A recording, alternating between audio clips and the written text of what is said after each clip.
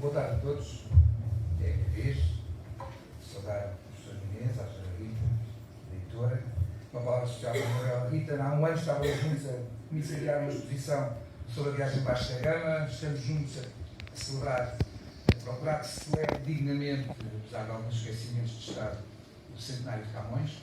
E, portanto, é com muito gosto que partilho a mesa com a Manuela Rita, com o privilégio de termos assistido a esta apresentação magistral sobre a dimensão literária deste romance. E, naturalmente, uma saudação especial para a Diana e agradecer, profundamente, por me terem convidado para esta apresentação. Eu cruzei-me com a Diana, creio que há quase a fazer 20 anos que nos cruzámos pessoalmente e profissionalmente, e a primeira vez que nos cruzámos foi porque a Diana quis vir ouvir, que eu tive esse privilégio, a propósito do Dom Manuel I. Quando fiz a Dom Manuel I, fui convidado para um clube de leitura numa livraria em Campo de Ourique, e uma das pessoas que me ouviu nesse dia, nessa tarde, foi a Diana. E temos cruzado, temos partilhado bons momentos, nomeadamente a propósito também da expansão portuguesa, nomeadamente duas viagens, uma em 2016 a Marrocos e outra em 2019 à África do Sul, particularmente essas duas, além das outras que temos feito juntos. E, portanto, tem sido um privilégio, ao nestas últimas 2 décadas, aprender também tanto consigo. Aliás, deixem-me começar por aí. Nós, na vida, conforme vamos avançando na nossa vida, começamos a praticar coisas que nunca faremos, gostaríamos de ter feito, e que, se calhar, se tivéssemos apanhado outro caminho, poderia ter sido interessante. Um caminho que eu nunca poderei fazer, que é interessante, é ter sido aluno da Diana. Aluno português da Diana. Porque a maneira como a Diana sabe português, sabe literatura, como acabou de ser explicado, de uma maneira magistral para a Anabela, está fora daquilo que são os hábitos, infelizmente, da maior parte do ensino básico e secundário, a dedicação, aquilo que ela nos conta, às vezes, em conversas, em jantares, sobre o que fazia, que eu gostava de ter também aproveitado, porque foi realmente, e que é testemunhado pela maneira como a Anabela explicou-vos a qualidade indiscutível desta obra enquanto peça literária, e agora cabe-me a mim não avaliar, evidentemente, mas dados os meus, aquilo que são os meus sentimentos, as minhas reações à leitura, enquanto historiador e enquanto também autor de romance histórico desta obra. E a primeira coisa que queria dizer sobre isso é que a complexidade literária que foi explicada para a Anabela é fundamental para estarmos perante um livro importante, e em que, em relação aos descobrimentos, os trata como eu próprio também os entendo enquanto historiador, que é, os descobrimentos são uma parte da história de Portugal e uma parte da história do mundo. E o que nós temos aqui, de facto, é a história de Portugal e a história do mundo, que é colada e pela qual circulamos através, naturalmente, dos descobrimentos em particular e da expansão portuguesa mais em geral. E portanto, esse tratamento historiográfico é muito bom, e podem aproveitá-lo, portanto, aproveitando, lendo este livro, terão um fresco do que foi a parte da história de Portugal e do mundo para o seu modo entre 1455 e 1525. Esses são os maiores dúvidas do ponto de vista do romance histórico. Quanto ao todo romance histórico, o que me fascinou aqui, em primeiro lugar, foi esta solução que não era a que estava nos outros romances da Diana, e que eu, pelo menos também nunca experimentei, que é o autor ser uma figura como histórica, uma espécie de Forrest Gump. O Forrest Gump eu inventei mas não era uma personagem inventada completamente. Aqui não. Esta personagem é uma personagem completamente fechada, vai-nos contando tudo através destes seus fecheiros secretos, não é?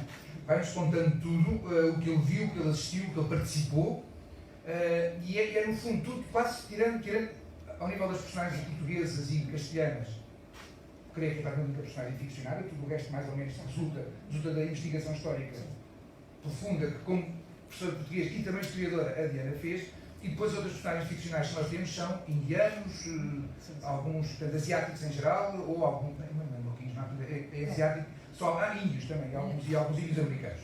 Portanto, mas a verdade é que, portanto, é muito interessante porque, e a minha romance historicamente não é assim, portanto, a originalidade, do meu ponto de vista, uma das originalidades deste livro, ainda antes de entrar nas questões mais históricas, é o facto de realmente darmos este protagonista que é única, que é o narrador, que é através de uma memória, e que é um narrador que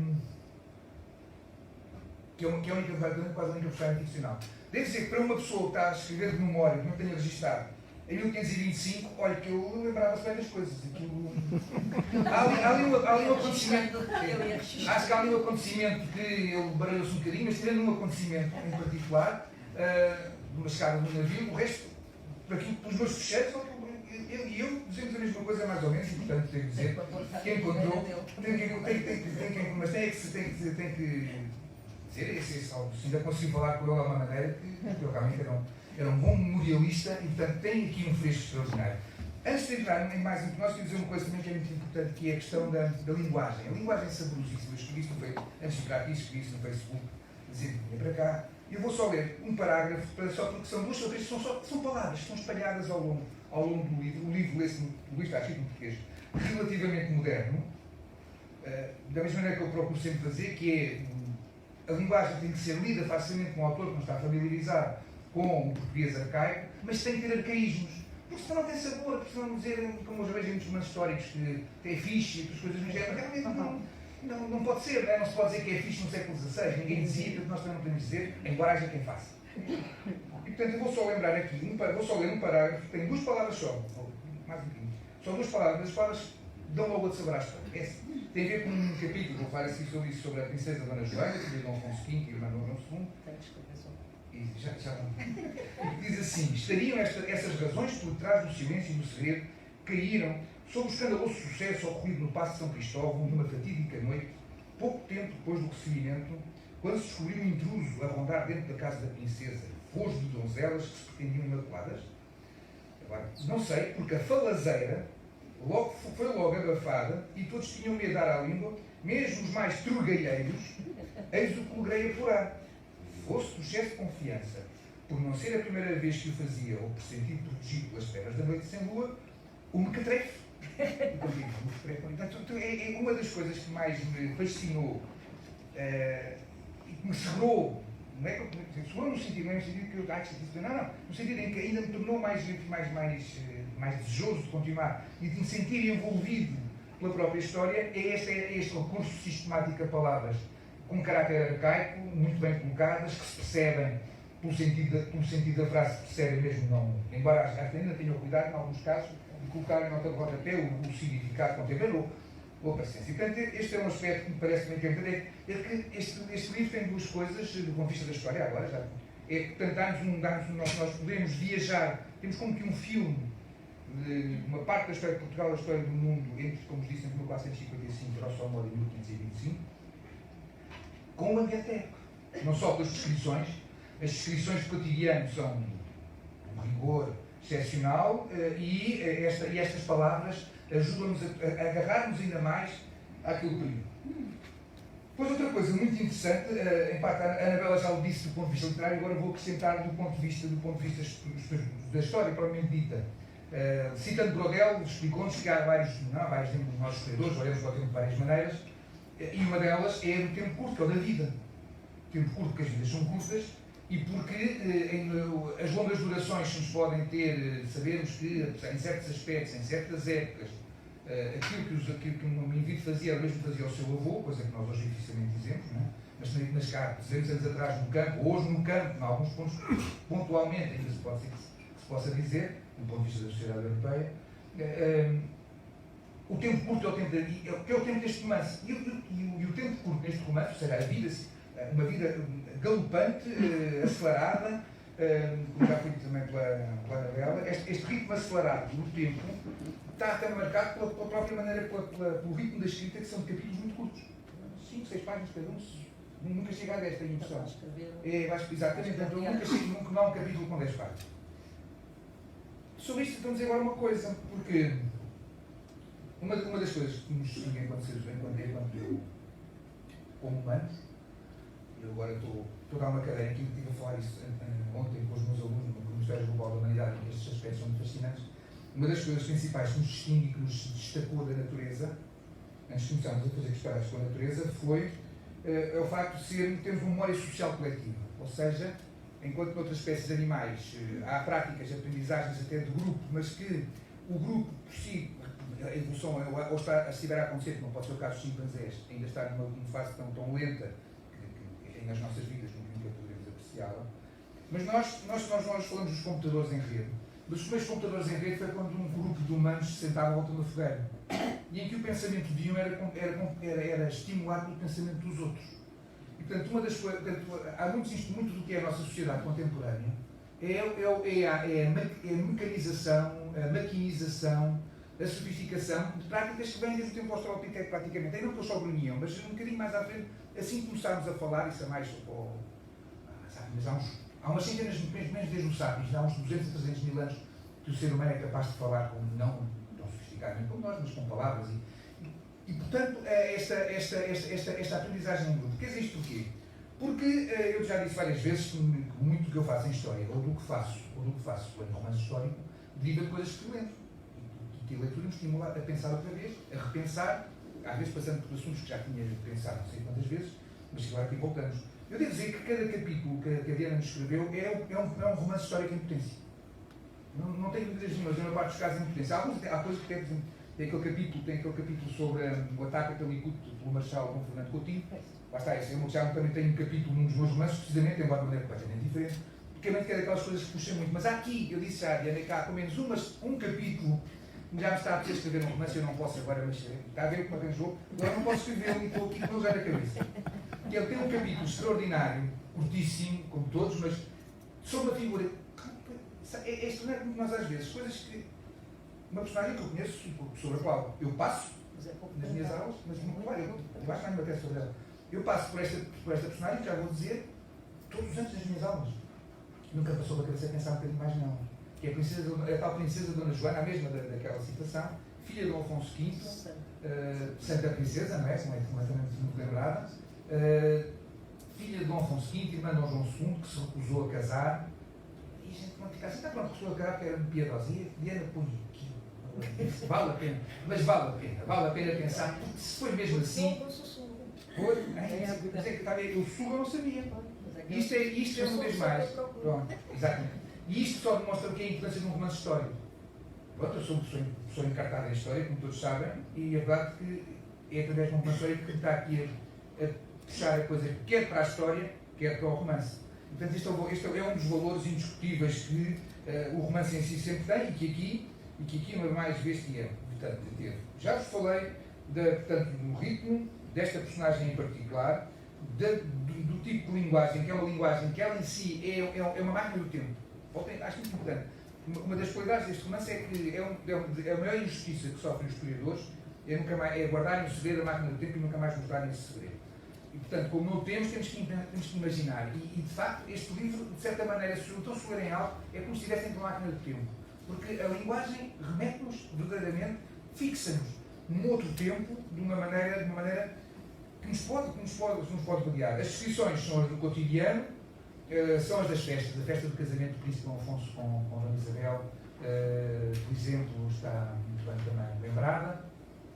E as outras vai ler a seguir, já percebi. Vai ler umas coisinhas a seguir, não é? Pronto, então, não fizeram outras descrições. Eu acho que quer dizer que a sua bibliografia está incompleta. Acho que falta uma letra capa, falta qualquer coisa. Mas eu depois explicar-se-á. Mas falta aqueles que eu leio de uma ponta à outra e assim os maiores. É porque esta personagem é uma personagem completa, não é? Esta personagem completa teve várias parceiras. E pronto, depois isso também leio o livro e veio as parceiras. Por isso é que me falta o capa. Mas é muito interessante pela maneira elevada como a Diana nos traz aqui algo que é típico da documentação que nós conhecemos. Estamos a falar exatamente do que foi para os primeiros portugueses que chegaram à Ásia, a experiência de uniões sexuais com mulheres que tinham práticas, e na América, com mulheres, quer nos outros continentes, mas particularmente, quer na América, quer na Índia, quer no Malabar, pelo menos no Kerala do sul da Índia, com mulheres que tinham expectativas civilizacionais e hábitos completamente diferentes. Pronto, exatamente, hábitos diferentes. Porque, por exemplo, que às vezes até nós aqui pensamos que, às vezes não temos noção, mas porque isto é trazido, claro que os portugueses que chegaram ao Brasil falam sistematicamente da liberdade que tinham, de maneira livre e liberal, como as várias mulheres os acolhiam e os compartilhavam umas com as outras e tudo. Mas na Índia temos, por exemplo, o Tomé Pires a dizer-nos que aqui nos ajuntamentos o hábito é elas estarem a olhar para o chão e nós para o teto, e aos homens aqui de baixo parece-lhes bem. Portanto, e aqui o que é interessante neste livro é que o nosso personagem vai chegar a um ponto em que já lhe vai parecer mal, ou já não vai aguentar com aquilo, e portanto é muito interessante, mas tudo o que isso devo dizer, por aquilo que eu conheço de história, que mesmo essa parte, que é sempre a parte que mais nos. Que nós autores somos sempre sujeitos a crítica, eu sei por mim, gosto de pôr também uma dimensão erótica nos meus romances e muitas vezes essa é a parte que mais me. Falam e comentam de maneira assim um bocadinho até às vezes estranha, mas tudo o que está aqui, mesmo do ponto de vista erótico, para mim, enquanto historiador, bate certeiro com aquilo que os homens daquele tempo nos testemunharam e nos deixaram como informação. Nós hoje temos uma sociedade com uma moral muito fechada, muito herdeira do mundo semítico e judaico-cristão, mas na verdade, por trás a prática cotidiana das pessoas não é exatamente a do verniz da moral, e para trás também não. E a documentação mostra-nos isso de maneira abundante. Outros temas particularmente interessantes e sempre muito bem desenvolvidos do ponto de vista da história são coisas também sociais. Encontram também aqui, a Diana, como autora, estamos aqui a descrever as coisas naturalmente. Mas naturalmente descreve categorias sociais e crispações e choques sociais que não se explica teoricamente, porque não é essa a função de um romance, mas que estão lá exemplificados e, portanto, quem lê com atenção pode captar essa dimensão de lição de história. Tem muito a ver com as hierarquias sociais dentro da nobreza. Um dos capítulos que aqui vem, como não podia deixar de ser, e muito bem, é quando Afonso, entre as conquistas de Goa de fevereiro e de novembro de 1510, há um incidente com as mulheres que Afonso de Albuquerque tinha guardado para iniciar a célere política dos casados, ou seja, criar um conjunto de homens que se fixavam naquela terra, sem já voltar para Portugal, pessoas que tinham esposa, casado, papel passado, sacramentado e papel passado, de que podiam ter filhos legítimos, herdeiros de suas fazendas, e com isso podia criar também uma sociedade lusófona, se quiserem, luso-asiática, mais capaz de segurar a presença portuguesa na Ásia do que na dependência exclusiva dos homens que vinham todos os anos das naus da carreira da Índia. Mas houve lá uns malandretes que acharam que mesmo antes do casamento podiam ir lá entreter-se, e ao seu caso o Rui Dias, que o fez, foi apanhado, e que Afonso de Albuquerque exageradamente o fez decapitar. Tudo isto está explicado assim, explicado porque é que há a revolta, o fez enforcar. E a revolta, exatamente, a revolta não foi por mandar matar, porque isso ele tinha prevaricado e a pena era a pena de morte, mas pela maneira como era executado. Pela maneira como era executado, foi vilmente enforcado, sendo um fidalgo e devia ter sido decapitado. E é só isso que faz as coisas refilarem. Isso é muito interessante, porque isto depois continua muito bem quando temos a descrição do conflito entre Fernando Magalhães e Juan de Cartagena. E lá voltei eu aqui, eu como historiador, a pensar, espera aí, está aqui uma coisa que eu não tinha pensado, obrigado Diana uma vez mais, porque de facto há um aspecto que aqui é o viés que a Diana escolheu para falar de Magalhães, ou um dos viés, mas o mais contínuo na parte final do romance, que é quando isto aparece, que é a relação do Magalhães com os outros capitães, e particularmente com Juan de Cartagena, que era o sota-capitão, o número 2 da Armada. É que de facto, por acaso, é uma coisa que não estava a gente pensava o português e os espanhóis, emigraram com ele porque ele era português, eles eram espanhóis, eram castelhanos, que chatice, sem mandares com português, já se viu. Não, o problema é esse. E dizer uma coisa, a Armada de Fernando Magalhães, desse ponto de vista, é uma exceção muito complexa. Porque eu estudei, pessoalmente, isso é uma coisa que eu estudei individualmente e com um grupo de colegas em grupo, estudámos grosso modo todas as nomeações de capitães da carreira de Ilha no reinado de Manuel I, e tivemos um livro particularmente sobre a Armada de Peláez Cabral. E uma coisa e outra ficou muito claro para todos nós, como evidência histórica, que o capitão-mor de uma armada era a pessoa socialmente acima de todas numa expedição. Aliás, é exatamente essa falta. Isso é o que nos leva depois a um assunto que não é para aqui, mas a ponderar como é que Colón vai ser nomeado a priori almirante e vice-rei, se fosse um filho de um mercador de lajes. Nenhum plebeu foi uma vez vice-rei ou almirante, e portanto aí tem logo um problema. E é por isso que Sebastião de Alcântara, apesar de até receber razão de armas, como está aqui muito bem explicado no final da circunnavegação, quando é a segunda viagem ao Pacífico, em que ele, Alcântara, Weimar não é o comandante, porque não tinha dignidade social, comparado com Joffre Boyassa, que é o capitão-mor dessa armada. A dimensão social era fundamental, está aí o cerne, em grande medida, deste conflito, que Magalhães ganha, e quando Cartagena fica para trás, perdido lá na Patagónia, mas a verdade é que a questão está muito bem colocada no sentido de nós percebermos que há aqui uma dimensão social e que Juan de Cartagena, como fidalgo de velha cepa castelhana que era, de facto, era quase uma indignidade, eu não tinha obrigado a aceitar, mas era uma indignidade estar às ordens de um fidalgo, não por ser português, mas por ser fidalgo de um extrato mais baixo, indiscutivelmente mais baixo que o seu. A última coisa, ela nem sequer também lembrar, que também está aqui muito bem relembrado o terceiro casamento de Dom Manuel I, um dos acontecimentos mais controversos e únicos da história de Portugal, ou da história da Europa. Não é muito fácil, em Portugal não aconteceu nunca, outra vez. E na Europa, não sei se alguma vez aconteceu, que é um rei casar com a noiva do filho, quer dizer, é uma coisa estranhíssima, e a Diana não só o mostra da maneira crua como isso aconteceu, mas com as razões políticas que o justificaram também. A última coisa que eu tinha para ler dizer... Mas era malandreiro.